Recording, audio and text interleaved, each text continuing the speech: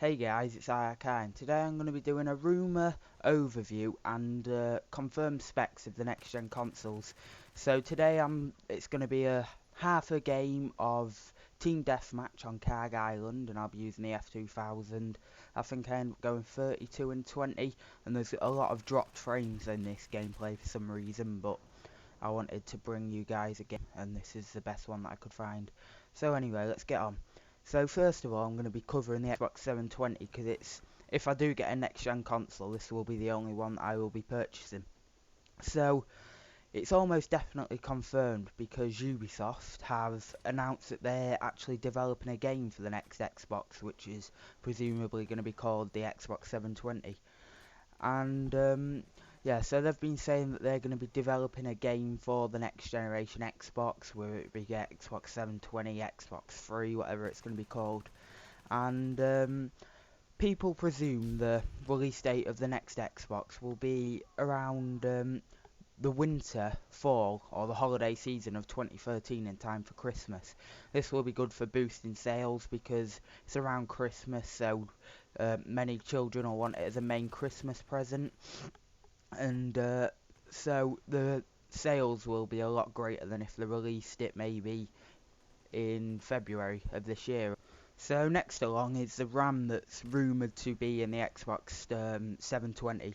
So it's all but confirmed that the Xbox will have 8 GB of RAM. It's been leaked multiple times on official Microsoft documents and stuff. So the good thing about the 8 gigs of RAM is it will be, you can do more stuff on it. Like the PS4 or the PS3, should I say, had even though it was the same amount of RAM as the Xbox 360, because it had been split up into two modules, they couldn't use party chat and lost many other dashboard features.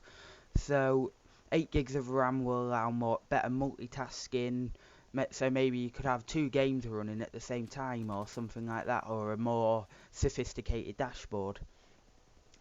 So 8 gigs of RAM will be good. We don't know what the clock speeds are of it, so obviously 1600 megahertz RAM would be better than 1333 megahertz RAM, and higher obviously better. So next along is the processor, which the not the processor, the graphics processor. So it is a processor, and this is rumoured to be the AMD 8000 mobile processor series.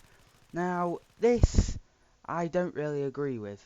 If you're going to be spending $300, £300, whatever the price is going to be, you expect a little more than an 8000 series mobile processor. It's the kind of thing that you find in laptops, and I think it's even included in newer, it's integrated into newer AMD processors. I mean, for next gen consoles, you expect a little bit more. But however, they have decided to go with the 8000 series, and we don't know which part of it, because I believe there's 4 separate graphics processors as part of this. I presume they're going for the high-end one, which is comparable to the 650, 650 Ti, I believe, from Nvidia. So, I mean, it will have good graphics compared to obviously the Xbox 360, but it's not going to be your 4K images or whatever. So, right then. Next along is, it's rumoured to have a 1.6 gigahertz CPU. And I was reading some articles about this, and everybody was raving about it. Oh my god, it's only 1.6 gigahertz. The Xbox 360 is a 3.2 gigahertz one. But what they don't understand is, I believe it will be the 6 core, maybe a 6 core Intel processor, or maybe the 8 core AMD processor. If you have more cores, you don't need a higher clock speed. So, I mean, people just believe that the clock speed is everything. But you could have a 3.2 gigahertz dual core, and that will perform lower than maybe a 3 gigahertz quad core.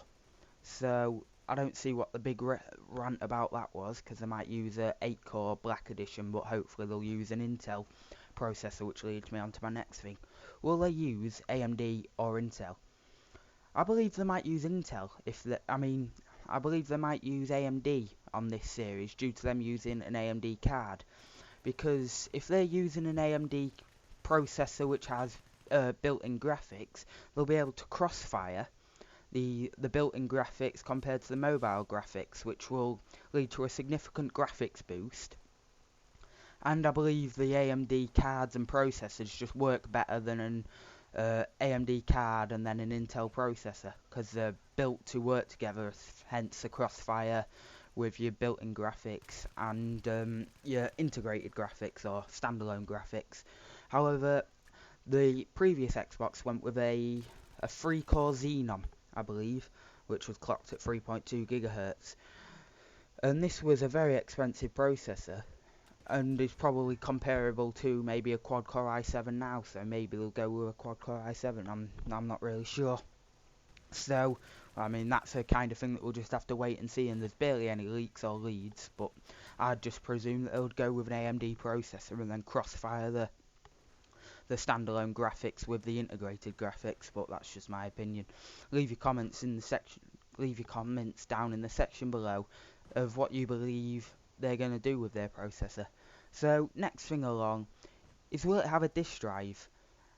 I mean, on Steam, on PC Gaming, a disk drive is irrelevant now. If you go into your local game store, all the PCC DVD games are tucked in the back corner, just unwanted and left on their own. So, everything's now bought through Origin, Uplay, or Steam, which are all great-ish services. Well, Steam's great, Origin not so great. But I don't think they'd need a disk drive, because there's just no need now, and this is supported by Microsoft. At the moment, use their Microsoft points for the Xbox Marketplace. However, they're going to be moving to currency soon, as Microsoft points are extremely confusing, and they're making a more of a push to put downloadable games on the Xbox 360 Marketplace. So it's just logic that they'll be experimenting with this to put it in their next-gen consoles. But again, that's just something we'll have to wait and see. And that's all I can really say about the Xbox 720 or whatever it's going to be called for now. And I believe it'll be around $300, and that's a rumoured price, but nobody really knows, not even Microsoft. No, I don't believe. So anyway, now we'll move on to the PlayStation 4. So first of all, the PlayStation 4 is rumoured to have 4GB of RAM, which is obviously half of what the Xbox will have. But the 4GB of RAM, for this kind of PC, this type of console, you don't really need more than 4 gigs of RAM. If you have a gaming PC, 8GB of RAM is considered too much if you're playing on PC. So 4 gigs of RAM, I believe, will be okay for the PS3, but then they might have to sacrifice maybe a better dashboard or whatever the PS3 variant of the dashboard is called. So now we'll move along to what the rumoured graphics is. The graphics that are rumoured to be in the PlayStation 4 are the AMD 7970 graphics cards. This is not the mobile one, but the full desktop graphics card. Now, if you're a PC enthusiast, you know the 7970 is basically the best single GPU card that you can get at the moment. There's obviously the 7990, but all of that is two 7970s put together. So, that is a much better graphics card compared to the Xbox 360. And personally, I would much rather sacrifice 4 gigs of RAM for an infinitely better card. So, obviously the card will have its own RAM as well, which will be DDR5 memory, which I believe comes standard with 3GB, 7970. So then that almost makes up straight away for the missing RAM, because maybe I think the 8000 series actually uses system RAM, but I'm not too sure. And however, the PlayStation 4 is rumoured to only be released in early 2014, so it'll miss the Christmas rush, which I believe will affect the sales drastically, as even people who play the PlayStation 3 at the moment will want the newest console. And if the Xbox 720 is coming out before Christmas, then even if they're a PlayStation 3 player, they may just go out and buy the Xbox 720 And let's face it, a lot of the people who play these consoles are 12 to 13-year-olds, and they won't really have an extra $500 if it comes out at that price, which is rumoured, to just buy that as well. And the parents won't, because they won't understand the difference maybe between the Xbox 720 and the PlayStation 4 if they've just been bought an Xbox 720. So I think this might affect Sony as a company with them releasing it so late, because their sales will be significantly lower, and then in Q1, when the profits and sales figures are coming out, then the PlayStation 4 will be significantly lower than the Xbox 720, because they won't take into consideration that the Xbox 720 has been selling for 6 months more. It just doesn't work like that. It's in the actual quarter. So yeah. Right. So another thing which they did with the PlayStation 3 was they said that it was going to be cross-compatible with PlayStation 2 games. However, this was only going to be present in Japan, so only Japanese PlayStation 3s were compatible with PlayStation 2 games, and this caused a lot of people not to buy the PlayStation 3.